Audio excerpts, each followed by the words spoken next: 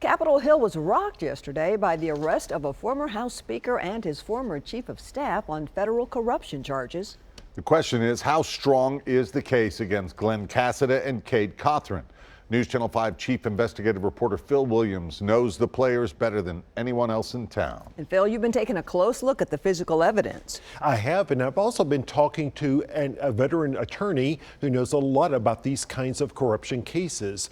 That attorney says these men are in deep trouble. To begin with, he suggests just looking at how their arrest played out right before the public's eyes.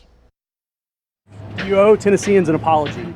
For former House Speaker Glenn Casada, there wasn't the courtesy of being allowed to quietly surrender to federal authorities. Instead, he and his former Chief of Staff, Casada and Cothren, were arrested at their homes, placed into handcuffs and leg chains, and hauled before a federal judge. All of that an intentional decision by prosecutors. Well, that would suggest either some disagreement with the defense attorney or that they want to make a point. Trying to get their attention. That's right. A veteran attorney who's prosecuted and defended public corruption cases says the indictment in the USA versus Casada and Cothren appears to be as rock solid as they come. I have always believed that every case has a weakness. You just have to find it. I haven't seen all the discovery that will be produced to defense counsel.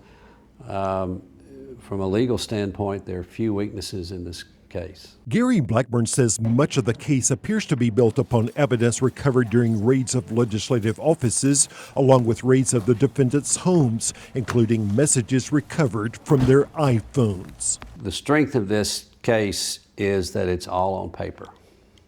You have admissions made through emails and text messages. You have the bank accounts set up, so you have that paper trail.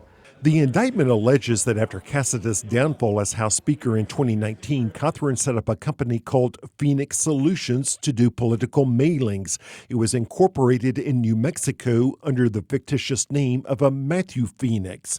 Casada, who remained in the legislature, and then Representative Robin Smith agreed to steer state business to the company in exchange for bribes and kickbacks.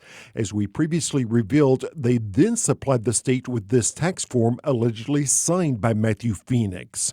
According to the indictment, Cothren texted Casada, "Just remember you have zero connection to it and don't even know that much, other than they've done work for you and are very good." Casada replied, "I like the message." Without objection, so ordered.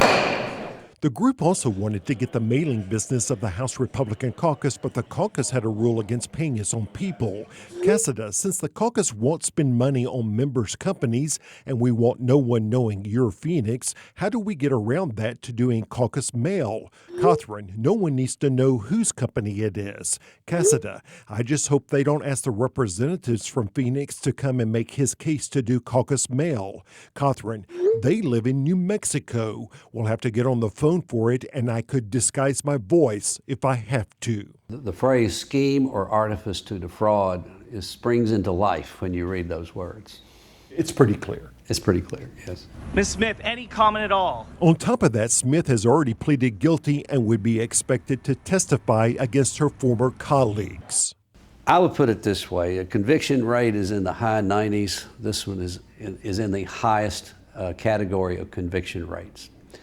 My assessment of this is, if these were my clients, I would tell them to make preparations to go away. Preparations to go away to federal prison. The two men each face up to 20 years behind bars. It's ironic that Casada and Cothren, who were caught up in a texting scandal that we exposed that forced Casada to give up his speakership, they could potentially end up in federal prison thanks in part to these new sets of text messages. Vicki? All right, Phil. Our Investigates team is committed to keeping the powerful accountable. We have in-depth, comprehensive coverage of this story online right now, including a timeline of the events that led up to the arrests. That's on our website, newschannel5.com.